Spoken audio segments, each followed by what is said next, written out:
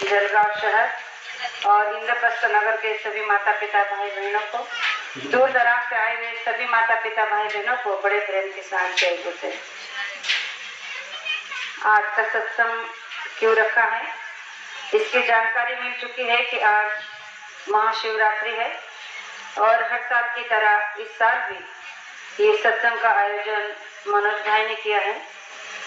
तो इसका लाभ हम आप लोगों को तो हो ही रहा है कि हम सत्संगी है, इसलिए सत्संग का मौका हमें सुनने का मिला है। लेकिन हमारे साथ साथ सत्संगी के साथ साथ संसारी लोगों का बहुत बड़ा भाग्य है कि आज उन्हें इस शिवरात्रि के निमित्त ही सही लेकिन सत्संग का लाभ मिल रहा है सुनने का।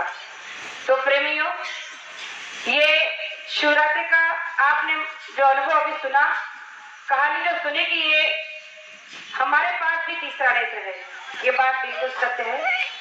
कहा जाता है कि 33 करोड़ देवी देवता में केवल भगवान शंकर ही ऐसे है कि जिसके पास शिव नेत्र था। लेकिन इस बात को गुरु महाराज ने हमारे आप के लिए साबित कर दिया है कि भले ही देवों में यानी कि जो 33 करोड़ देवी देवता है स्वर्ग में, उनके बीच में भगवान शंकर के पास ही शिव नेत्र था, लेकिन मृत्यु लोक में ऐसा कोई इंसान, कोई मानव नहीं कि जिसके पास में शिव नेत्र नहीं। आज अगर देखा जाए तो हम स्वयं में अपने आप में शिव से कम नहीं है, लेकिन इस बात की जानकारी हमें किसी संत महात्मा के द्वारा ही मिल सकती है। जैसे आज हम आप लोगों को गुरु महाराज के द्वारा मिली है कि गुरु महाराज ने अंत से इसी से अंत तक का सारा इतिहास हम आप लोगों को बता दिया है। लोक परलोक की सभी भाषाएं बता दी है, अगम अलग की सारी रीति बता दी है। इसीलिए हम आप लोग सत्संगी प्रेमी इस बात को जान चुके हैं कि हमारे अंदर भी शिव नेत्र है, तीसरा नेत्र है, जिसे लोग अलग अलग तरह से जानते हैं। लेकिन केवल जान लेने से काम नहीं होगा। इस बात को गुरु महाराज ने बताया कि अगर आपके अंदर में शिव नेत्र है तो उसे खोलने की आप कोशिश करो, और उसे खोलने का जरिया केवल ऐसे पहुंचे हुए महात्मा के पास जाकर ही मिल सकता है, और वो रास्ता होता है नामदान। नामदान पाने के बाद अगर हम ध्यान भजन सुमिरन करते हैं तो गुरु महाराज ने कहा कि संसार का कोई भी मानव आज बिना शिव नेत्र का नहीं है। इसीलिए अगर वो अपने घर में बैठकर मन को रोककर साधना करने की कोशिश करता है तो उसकी भी तीसरी आंख खुल सकती है, वो भी शिव बन सकता है। लेकिन ये भेद हम जानना नहीं चाहते।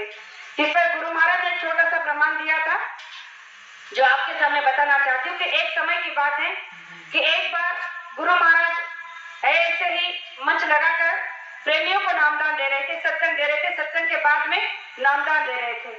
तो एक बहुत ही बुजुर्ग बूढ़े वहां पर आए आश्रम में, और वो भी लोगों से कहने लगे कि भाई मुझे भी यहाँ, पहले गुरु महाराज ऐसे लाइन में बिठाकर सबको नामदान देते थे, तो उन्होंने कहा कि भाई मुझे भी नामदान लेना है, मुझे भी लाइन में खड़े होना है।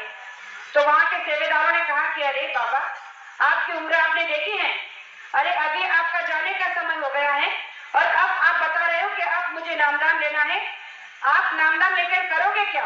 साधना तो आपसे होगी नहीं, तो आप अपना समय क्यों बर्बाद कर रहे हो? तो उसने कहा कि देखो जो भी है, लेकिन मुझे नामदान लेना है और मैं लेकर रहूंगा। अब उसकी इस जिज्ञासा को देखकर वहां पर जो सेवेदार थे उन्होंने ये बात अंदर तक पहुंचा दी। तो बाकी के जो मेन सेवेदार होते उन्होंने कहा कि कोई बात नहीं, गुरु महाराज को ये बात बताते हैं। तो जब गुरु महाराज नामदान देने के लिए वहां पर आए तो उन्होंने जब देखा कि एक बहुत ही बुजुर्ग वहां पर खड़े हैं तो जाकर उनसे कहा कि अरे आपसे तो ठीक से खड़ा नहीं हो जा रहा है और आपने कहा कि आपको नामदान चाहिए, तो आप नामदान कैसे लेकर क्या करोगे? साधना तो आपसे होगी नहीं क्योंकि आपका शरीर अभी जवाब देने को है। तो उस वक्त उस बुजुर्ग ने गुरु महाराज से एक बहुत ही सुंदर बात कही। उसने कहा कि महात्मा जी मुझे पता है, लेकिन मुझे नामदान नहीं चाहिए। उसने कहा कि मुझे नामदान नहीं चाहिए, मुझे केवल मुक्ति चाहिए। अब जैसे उसने ये कहा कि मुझे केवल मुक्ति चाहिए, तो उन्होंने कहा कि अरे इसके लिए भी तो तुम्हें नामदान लेना होगा, क्योंकि नामदान के जरिए ही तुम्हें मुक्ति मिल सकती है, और तुम तो बैठ नहीं सकते, साधना कर नहीं सकते। तो उसे कहा कि हाँ आपकी बात सही है, कि मैं पालथी मारकर बैठ नहीं सकता, 2 समय 3 समय बैठकर साधना नहीं कर सकता, लेकिन कैसे भी कर मुझे मुक्ति का रास्ता दे दो। तो उस समय गुरु महाराज ने कहा कि ठीक है, कोई बात नहीं। सेवादारों से कहा कि एक कुर्सी मंगा दो, और एक कुर्सी मंगाकर जब उसके सामने रख दी तो उस बुजुर्ग से कहा कि क्या तुम इस पर बैठकर साधना कर सकते हो? तो जैसे उसने उस कुर्सी को देखा तो बड़े उल्लास के साथ, हर्ष के साथ कहा कि हाँ, मैं इस पे बैठकर साधना कर सकता हूँ, और आप मुझे अभी है नामदान दे दीजिए।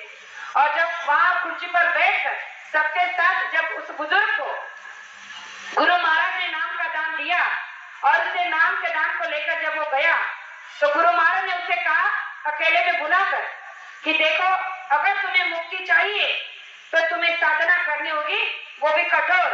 अगर तुम अपना सारा समय सब कुछ भुलाकर इस कुर्सी पे बैठकर देना चाहते हो तो तुम इस नामदान को ले सकते हो, इस नामदान की बख्शिश आपको मैं दे सकता हूँ। तो उस बुजुर्ग ने हाथ धोकर कहा कि मैं ये अवश्य करूंगा, आप केवल अपनी दया बनाए रखना। और इस दया को लेकर जब वो घर पहुंचा तो उसने अपने घर में एक कुर्सी को मंगाकर उस कुर्सी पर बैठकर रोज साधना करने का प्रयास किया, और दिन भर उसी कुर्सी पर बैठा रहता था। जब उसे भूख लगती थी तो घंटे, 2 घंटे, 4 घंटे, 5 घंटे के बाद उठकर जो कुछ मिलता वो खा लेता और फिर जाकर कुर्सी पर बैठा रहता। इस लगन के साथ उसने जिस तरह से साधना की, उस उम्र में, जिस उम्र ने उसका साथ देना तक छोड़ दिया था, लेकिन उसने अपने अंदर मुक्ति को पाने का जज्बा रखा, जोश रखा, और दिन रात उस कुर्सी को अपना सब कुछ मान लिया, सब कुछ वहां समर्पित कर वो कुर्सी पर बैठकर साधना करने लगा। मात्र 10 दिन के अंदर में उसकी जीवात्मा खुल गई, क्योंकि उसने गुरु से दया मांगी थी। और जब उसकी जीवात्मा खुल गई और उसने जब अंदर का भेद को देखा, अंदर के दृश्य को जाना, तो वो पागल सा, दीवाना सा हो गया, नाचने लगा, घर में झूमने लगा, और अपने परिवार से कहने लगा कि देखो, आज मैंने बहुत बड़ी मुक्ति का रास्ता प्राप्त कर लिया है, जिसके लिए मैं संसार भर से, पूरा संसार, मेरा जीवन जिस चीज के लिए बेकार हो गया था, आज उसे पाकर मैं धन्य हो गया हूँ। और दूसरे दिन जब वो सवेरे उठा तो उठकर उसने अपने परिवार से कहा कि आज मैं आपको एक बात बताना चाहता हूँ। रोते रोते उससे कहा कि आज मैं बहुत खुश हूँ, इतना खुश हूँ कि मेरी खुशी का कोई ठिकाना नहीं, क्योंकि कल मेरा जाने का समय हो गया है। मैं कल जाने वाला हूँ, लेकिन अकेले नहीं, मेरे संत सद्गुरु मुझे लेने के लिए आने वाले हैं, इसलिए कल मेरा जाने का समय हो गया है। और उसने रात को जब सोने के पहले नहा धोकर नए कपड़े पहन लिए और सो गया, और सोने से पहले अपने परिवार से कह दिया कि देखो, मैंने नहा लिया है, अच्छे कपड़े पहन लिए हैं, अब मैं कल सुबह चले जाऊंगा, लेकिन एक बात आप याद में रखना कि जब मैं यहाँ नहीं रहूंगा, यानी कि मैं जब मर जाऊंगा, तो तुम मुझे दोबारा से मत नहाना, क्योंकि मैं स्नान कर चुका हूँ।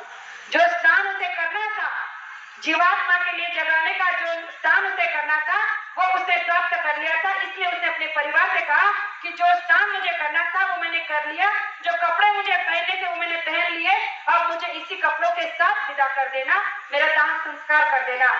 परिवार के लोगों ने जब इस बात को सुना तो हंसने लगे, कहने लगे कि पता नहीं 10 दिन से, जब से ये दरबार से आया है, गुरु से नामदान लेकर पगला गया है, अब उम्र के साथ साथ इसके अकल छुट्टियां गई है, देखो कैसे बातें कर रहा है, नाच रहा है, झूम रहा है, और अब क्या कह रहा है कि कल मैं चला जाऊंगा और मेरा दाह संस्कार कर देना।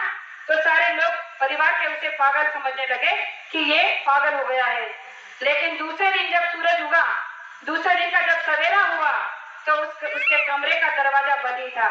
परिवार के लोगों ने सोचा कि बहुत समय हो गया, अभी तक पिताजी ने दरवाजा क्यों नहीं खोला। तो जाकर जब दरवाजों को खोला तो उसी कुर्सी पर उसका निर्जीव पार्थिव शरीर पड़ा हुआ था, क्योंकि उसकी जीवात्मा तो रात को ही गुरु महाराज के साथ चली गई थी। और जब परिवार के लोग वहां पर गए, उन्होंने देखा, तो उस बात को जब उन्होंने देखा कि हमारे पिताजी तो सच में हमें छोड़कर चले गए हैं, तो उनकी बात को उन्होंने याद किया और अपने आंखों से आंसू बहने लगे कि हम कितने दुर्भाग्यशाली हैं कि हमारे पिताजी को स्वयं उनके गुरु लेने को आए और हमने उनका दर्शन भी नहीं किया। वो कितने भाग्यशाली है कि 10 दिन में उन्होंने अपने आप को गुरु को सौंपकर अपने धाम को चले गए। तो प्रेमियों, आज महाशिवरात्रि के दिन हम आपको गुरु महाराज ने एक बहुत बड़ा मौका दिया है कि हम भी अपने घर में बैठकर एक संकल्प ऐसा ले ले कि हम गुरु महाराज हमसे तो आपसे तो हमने बहुत दिनों से नामदान ले लिया है, लेकिन केवल लेकर रखा है, आज तक उसकी कोई हमने कमाई की नहीं है, लेकिन आज इस शिवरात्रि के महापर्व पर हम आपको साक्षी रखकर ये बात का संकल्प करते हैं कि हमारा भी उसी बुजुर्ग पिताजी की तरह शिवनेत्र खोल दो, हम पर भी वो दया कर दो कि जिसके दया के लिए हम इतने सालों से वंचित है। तो हो सकता है कि गुरु महाराज आज इस महाशिवरात्रि के महापर्व पर हम सब पर दया कर दे और हमारी भी जीवात्मा को जगाने के लिए हम पर दया मेहर कर दे, उनकी दया की बख्शी कर दे। तो गुरु महाराज ने कहा कि अगर आप भी ऐसे लगन के साथ ध्यान भजन सुमिरन करोगे तो आपका स्वार्थ के साथ साथ परमार्थ बन जाएगा, आपके लोक के साथ साथ परलोक बन जाएगा। परलोक बनाने के लिए हमें कई गिरी कंदर गुफाओं में जाने की जरूरत नहीं, कई किसी महात्मा के पास या फिर कई और तीर्थों में जाने की जरूरत नहीं है। हमें अपने ही घर में बैठकर साधना करने का रास्ता बाबा जय गुरु जी महाराज ने दे दिया है, इससे बड़ी सौभाग्य की बात और क्या हो सकती है। तो आज के इस पावन पर्व पर मैं आपसे इतना ही कहना चाहूंगी कि हमारे शिवनेत्र को खोलने का रास्ता हम सबको मिल चुका है, इस रास्ते पर चलने की पूरी कोशिश करें। गुरु महाराज हमारे साथ हैं, इसमें कोई दो राय नहीं, उनकी दया लेनी है तो उनके चरणों में हमें सीधा करना होगा, अपने आप को उन्हें समर्पित करना होगा, तब जाकर हमें उनकी दया मिल सकती है। तो जो दो